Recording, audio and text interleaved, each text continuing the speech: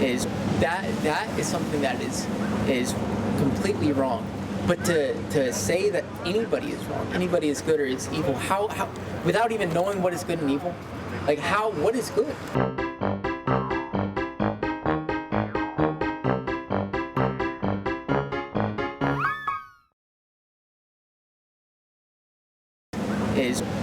That is something that is completely wrong. But to say that anybody is wrong, anybody is good or is evil, how without even knowing what is good and evil, like what is good?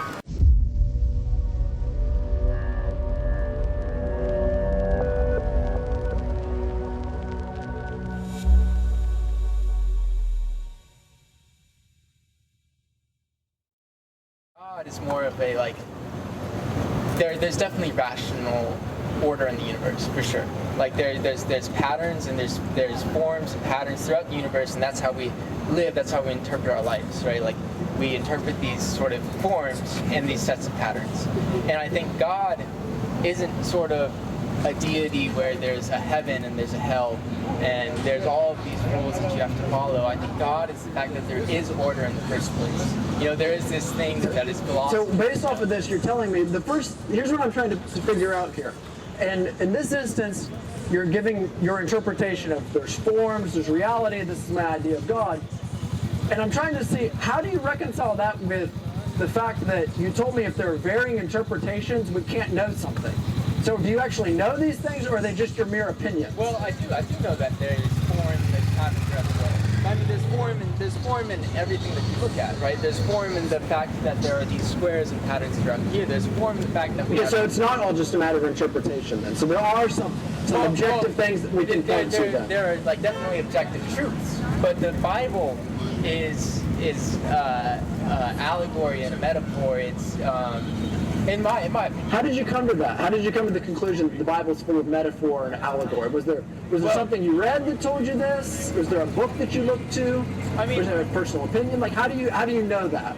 I don't know that, right? But the reason why I think that is because it has just the language throughout the Bible is very metaphorical. Like we are the salt of the earth, right? Okay. These are things that are littered throughout the Bible. Jesus spent 40 days and nights in heaven.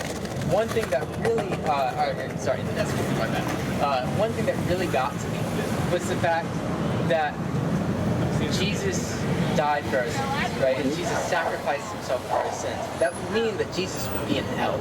You know, Jesus is eternally in hell. If he took on this sacrifice for all of our sins, right, to where that we can go to Jesus, it wouldn't be a sacrifice if he wasn't in hell. But I think that sacrifice is more of a metaphor, right? And all of these sort of 10 commandments, and I know Jesus sort of broke it down into one commandment, like love thy neighbor, right?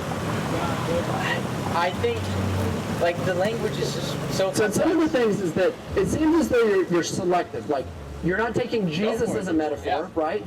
You're saying he's a real person, but then you're saying there are these metaphors in the Bible. So by what standard do you determine if it's a metaphor in the Bible and it's not a metaphor? And how can we know that when another individual looks at it, he doesn't read it as history or metaphor? By what? Because you told me that you believe in objective standards. So by what standard on your worldview do you determine if it's a metaphor or if it's actually real space-time history? I think you can... Jesus could be a person, and the fact that there are these stories, right? There's stories throughout history, and we use history as metaphors, right? It's not one or the other; it is one and the same, right? And when you sort of break it down and take all these words for rote, I think it can convolute the whole message of the Bible. So do you think we should take all history as metaphor? I don't know what you mean by that. Well, you're saying you're taking these stories as these historical stories as metaphor. Would you make that a broader category and just say that to everything that's historical should be taken as a metaphor? Everything. And if it's not a metaphor, it didn't happen. That's what you're saying. No, not at all. Okay, because sometimes people use metaphors in that sense. Well, or allegory, because what's the difference between a metaphor and an allegory? Sometimes the allegory doesn't have the base upon which it's based. So the allegory is something that is using an event to further a deeper philosophical conclusion, right? And I'm not saying like history is you don't look at history and just the historical events that happened, right? You don't look at World War II as two warring sides. You look at World War II as an expression of hate and an expression of good and evil. And that's a lot of what we find is that the metaphor breaks down if there wasn't some historical reality underneath it. And that's one of the things that we find is, are you aware that both Jewish and Roman historians from the time, individuals like Josephus and Tacitus and others, bore to the fact that Jesus Christ was a real person, claimed deity, they claimed that he died. Now, one of the interesting things is, how do you reconcile that? In one sense, you have people from the first century saying that he's a real figure. These things actually took place, but yet you're somehow saying because they're metaphor or they're allegory in some sense, that we should disregard them. Is that what you're claiming? I'm not claiming that we should disregard them. In fact, that's exactly what that's what I was trying to say. That the Bible has all these messages littered without them. That I think, love thy neighbor, that's something that you should live by, right? If you love thy neighbor, why should I live? Why should I just live by that if the Christian faith isn't true? I'm not saying the Christian faith isn't true. I'm asking that if, you say you're not a Christian, you're saying you're not a Christian, but I'm just asking, why should I uphold this Christian tenet? Something that's unique. I mean, you don't find this. Okay. When you look at the world religions of the day, you don't find people giving this idea of love thy neighbor as thyself. When you look at Judaism, you didn't always find this. When you look at the Roman religions, you don't find this. Why are you choosing this one? Why am I choosing love thy neighbor? By what standard? Why would you want to affirm a Christian truth if you weren't a Christian?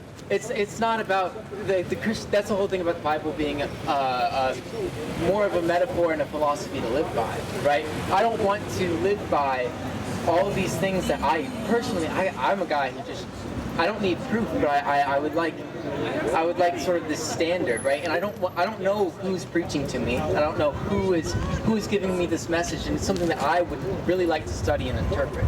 Now, to answer your first question, why do I choose love thy neighbor as something to live by and something to respect my philosophy?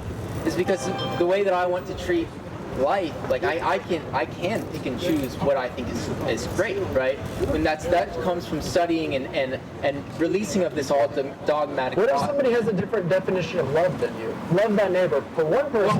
Give me a minute. I'm getting to it. But pulling from Buddhism, pulling from all of these things, love thy neighbor is something that's very core, and that what that is breaking down to is that people have a degree of freedom of will. So do you think that love of thy neighbor is essential to every one of these? Listen, man.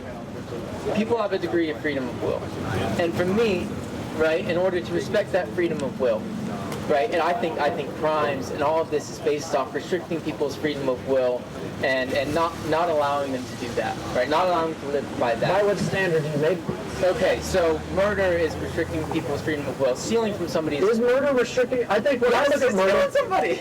No, you're restricting. But murder is, it's the taking of innocent life. It's a restriction of some aspect. It's a restriction of somebody's freedom of will. But based off of this, what I'm still trying to understand is, you're giving me this idea that different interpretations, that there's different subjectivities, there's different relativisms. How can I objectively say this act is wrong based off of that? It seems like it's nothing more than a metaphor. How can you say the entire Bible is how it went? Is how you should live by it? If there is metaphor throughout the Bible, right? And if I have my own See, I haven't actually made any claims at this point. I've just asked you questions. Yeah. How do you know that I take the Bible as metaphor? But I'm answering your question by saying there is. You can say, oh, you're asking me why can I pick and choose these metaphors? Because if there is all of these metaphors, that's your claim. You're saying, rhetorical or not, you're saying, oh, there's all of these metaphors that I get to pick and choose from. How can I disclaim some of the Bible and not respect all of it? And that's by using that as rhetorical strategy to my argument, right?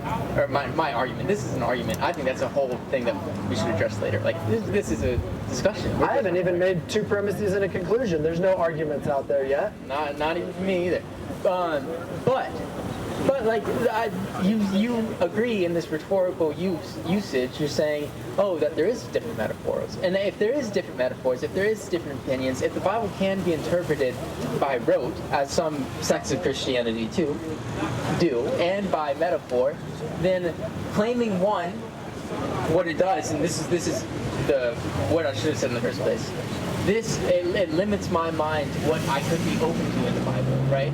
And if I'm trying to really study the Bible and really have faith and really try to be a good philosophical and loving person, as are the things uphold the Bible, to follow a certain sect of Christianity really limits my horizons and doesn't and restricts me from. So let me ask you. So you're saying if someone doesn't allow for a variety of interpretations, a variety of different views, and allow for the diversity of interpretation, they're being dogmatic, and they're not allowing for people to really try to explore what's going on. Is that one of the things you're saying there? Absolutely. Okay. Are you being dogmatic about that? Could somebody differ with you on that perspective and still be okay? Because it seems like there's a massive... One second, I gave you the second here. It seems like there's an incoherence. Sort of like we would say there are competing children living in one house. We find that there's inconsistencies here. In one sense, you're saying if there's ever any subjectivity, if there's any type of difference, if there's any type of idea where two people differ, well, then we can't really come down on that. And then in the next breath, with that very statement itself, you're making an objective statement about all people, about the nature of differences. Because here's the issue, is that if that statement is subjective, then your whole worldview and paradigm falls off and it doesn't really work because it's just one of the many nebulous ideas. But if you're right in the very statement that you say, then all of these other things can be adjudicated. And now we're dealing with not just different preferences, but who has the best explanation of it. Right, so do you see the issue that I'm trying to deal with this? Is that if you want subjectivity, take subjectivity. But if you give me one objectivity, then you don't have pure subjectivity. And now we're dealing with the fact of which one can provide the best coherence and based off of what standard can we come to that conclusion. Listen, I'm not saying that we should treat everything subjectively. In fact, the nature saying that there are no objective truths means that there is an objective truth and that there is no objective truth. But on your worldview, how do you account for that? I'm about to. So, by saying my treatment of these views is dogmatic, right? That's straw manning my argument, right? I'm not saying. Basically, I'm saying that I don't know, right? But to funnel and to restrict my vision into this Christianity, there are countless other religions out there. There's Buddhism, and they all have good things to say. And honestly, Christianity, having this deity that is God, I found a way that I can interpret the Bible, right? Interpret the lesson, because I've read the Bible, most of it, not all of it. It's long, but. So one of the things that you're saying is you're saying that I've straw manned the position. That's coming about. Why are you attacking that? Well, the issue is that I want to rightly represent what you're saying. If I'm not representing what you're saying, right, I want to be correct. You're not listening. And see, I am listening. I said straw man, but then I continued to go on to other points. You explained it, but one of the things is you're trying to say that I'm dealing with all this. We're not even dealing with full-blown Christianity. It's just what we're dealing with is can we have objective knowledge about anything? More or less the Bible in that sense. Right. We can look at knowledge about anything. Right? You can or you cannot. You can, of course, okay. Right? But is that an objective interpretation? Like by saying that there are no objective truths, by saying that everything is subjective, or there are no objective truths, that's objective in itself. So that negates that point. Now, the fact that I'm trying to be as open-minded as possible because I'm 19 years old, right?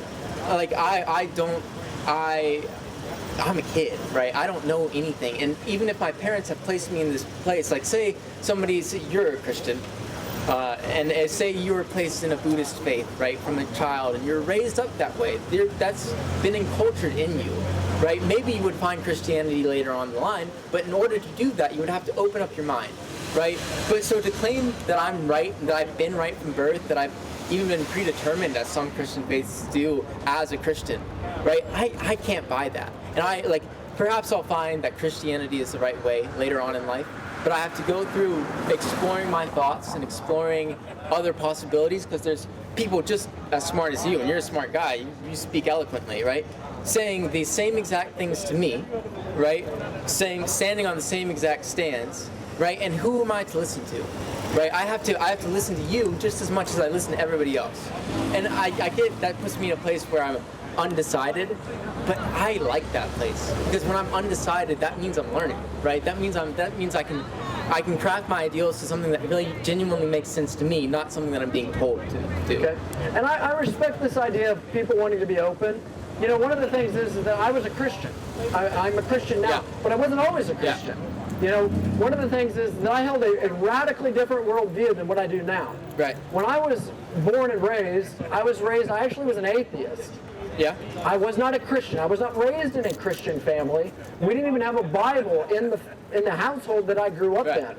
But you know, some of the things that we find is that I actually found that one of the reasons that I'm a Christian is because of the impossibility of contrary worldviews. When I tried to make sense of fundamental questions of life, I found that the answers that they provided were fundamentally incoherent. And here are some of those. Where did I come from? Who am I? How shall I live? And where am I going? So we look at this and I ask myself, based off of if I were to adopt this atheistic, Darwinian, sort of neo-Darwinian worldview of who I am, what I find is that there are these weird, odd inconsistencies that I have to affirm, and I'm not really comfortable with. One, I have to affirm this idea that non-intelligence gave me intelligence, that non-life gave me life, that something that was nothing gave something. And I found those to be incoherent, specifically as I started to apply them to who people were and these value ideas. Because one of the things is that on that, I'm nothing more than a glorified set of chemical reactions and motion and matter, and there's nothing more that comes to them. And the only difference between saying this person has value and that person has value is pure subjectivity. Pure subjectivity. One person says he does and another person says he doesn't. But look at the world that we live in right now. Yeah. We just saw an individual murdered in the streets, and we all know that that was wrong. Is it just a subjectivity to say that individual has no value, nothing more than motion and matter? We know that that's not the case. Well, that's. But here's what I'm saying if you're speaking on the grand scheme of existence and saying, oh, how it comes from an incoherence where this that I can't gain intelligence from something that wasn't intelligent before, right? Because effects pre-existing causes, and an effect doesn't exist without a cause. Just in the way that you learn, just in the way that you learn to speak, just in the way that you learn the path of the Bible, like you learned Christianity, right?